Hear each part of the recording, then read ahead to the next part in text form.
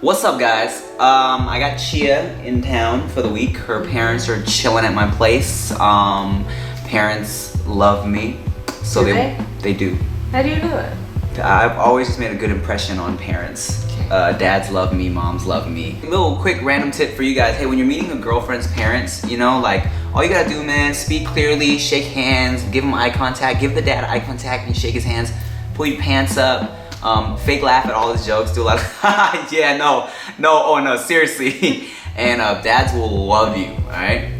Is that how you went over my dad? Yeah. Yes. So, my dad's actually funny. You don't need to fake laugh. No, your dad is funny. Yes. Eritrean things. Oh God. Am I saying that right? Eritrea? Or is it Eritrea? I feel like it's kind of like Caribbean and Caribbean. Oh, Caribbean. Like I say Eritrean. Eritrean. Some people say Eritrean. Okay. I feel like it's kind of whatever. I don't know if one is right or wrong.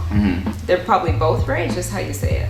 For sure. I decided to do a little Q&A while I have my boo here in town for a bit. Dragged me out of bed. Dragged her out of bed, did her makeup for her, tied her hair back.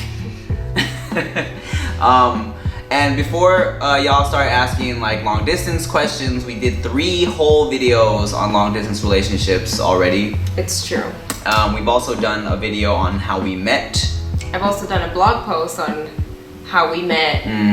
Super detailed. Yeah. So if you want to check, and she's also done a blog post on long distance tips. So if you want a girl's perspective on all that shit, go to her blog.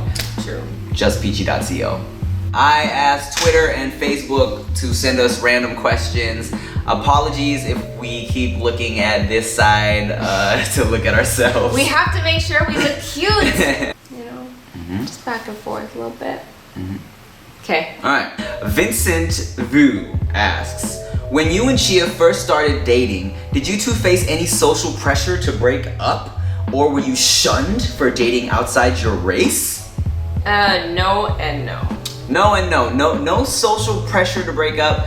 For sure, there's always people who are like, you know, long distance is crazy, it's not gonna work. I used to be one of those people.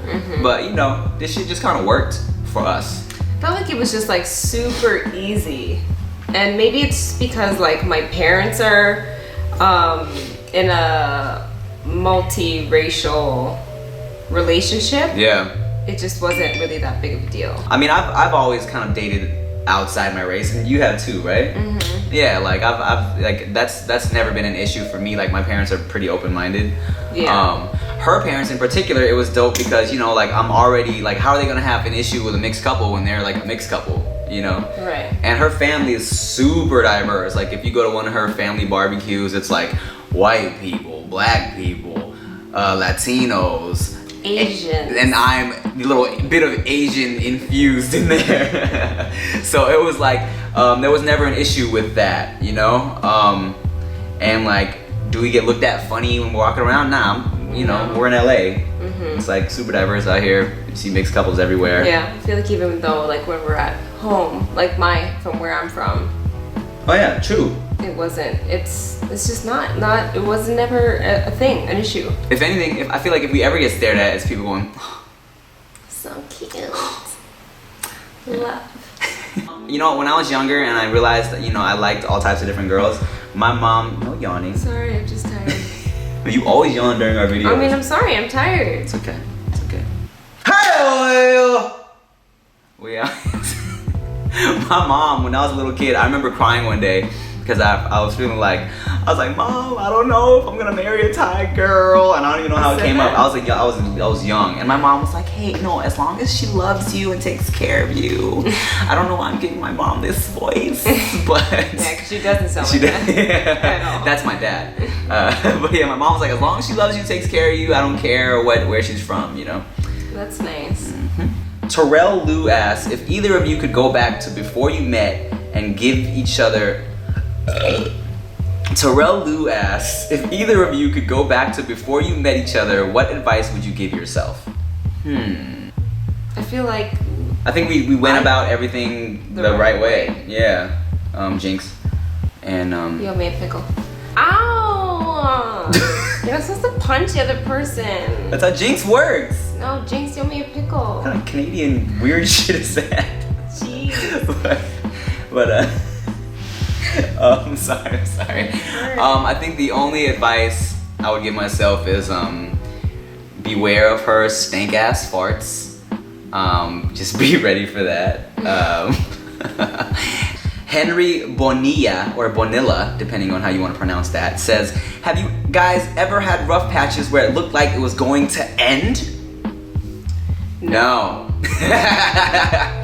I feel like we may have had, or we have had, like intense conversations, but I feel like they were never going to be like, this is the end. Yeah, ever. Yeah. Like, we had little fights. Like, yeah. I don't know if they're really fights though, are they? Well, maybe they are. yeah, no, we've had a couple. Like, we've had the definitely beyond discussions. You know what I'm saying? We had little fights. Nothing crazy though. Nothing where I ever thought. Because you know how sometimes you're with somebody for a long time and you break up on and off. You break up like 3 or 4 times, whatever. You break up, you get back together. We've never had that. We've never even gotten close to breaking up. No. Like, not even close. I have ignored you for quite a while.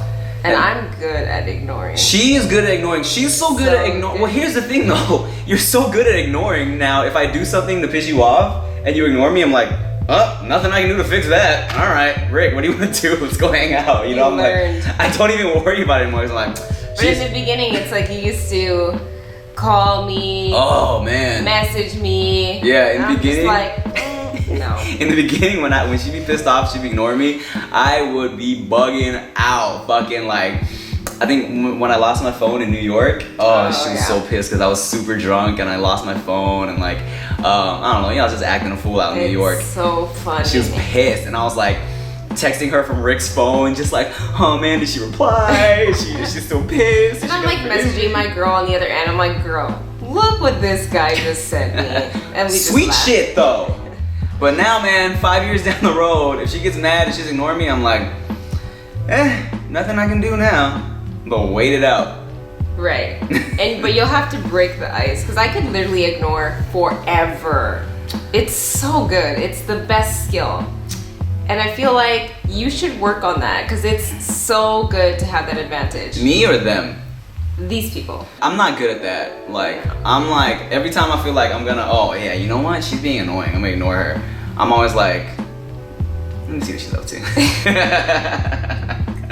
I'm just not that dude. I can't ignore. I'm not that type of person, you know? Yeah. I'm always like, especially I feel like, I don't know if it's a guy thing or me thing, but I feel like dudes always need closure. It's important to have closure on a situation. Girls can be like, whatever, I'm over it, and just kind of move on. Right. Like, I cannot do that. Right. I mean, I enjoy closure on certain things, but if it's like something small, Right.